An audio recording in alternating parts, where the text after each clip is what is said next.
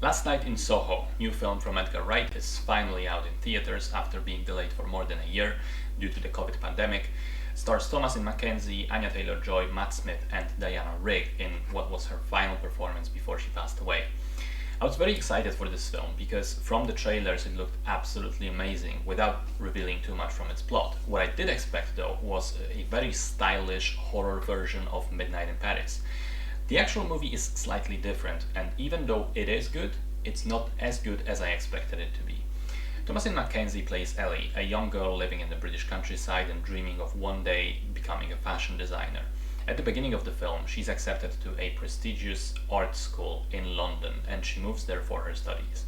She's a bit of an outsider, doesn't fit in with the other kids at her class, especially with their party lifestyle, and she very quickly realizes that student apartments are not really for her, aren't really her environment. She begins renting a room instead from an old lady, an attic room right next to this French bistro with the neon light continuously flashing between red, white and blue during the night.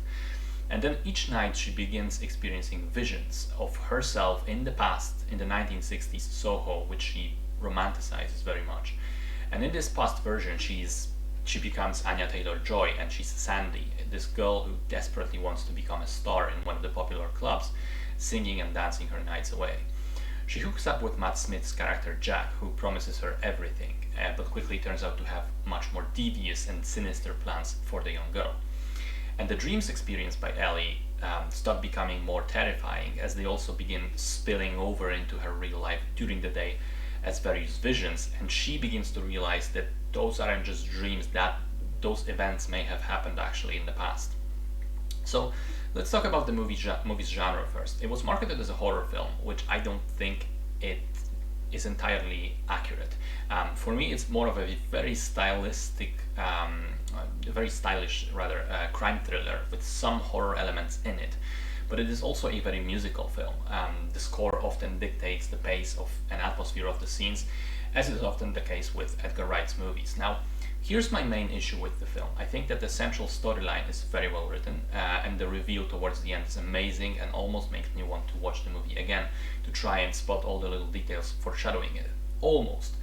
Because as strong as the central mystery is, I think it is unnecessarily bogged down by how much the movie leans into the horror elements without really being a competent horror in itself. I think it's just a little too much. Like, there was a point in the second act where Ellie just has those visions over and over, and there are multiple scenes in succession where it seems, she's fine, she's with people, it's the day, and then she starts seeing creepy ghosts and spectres.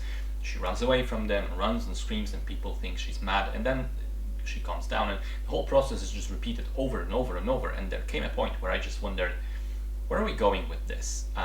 Fortunately, at the end, it does all come together and the pieces fall into place in a satisfying manner, but to me this sort of unfocused, middling horror section was the weakest part of the film and prevents it from being truly excellent.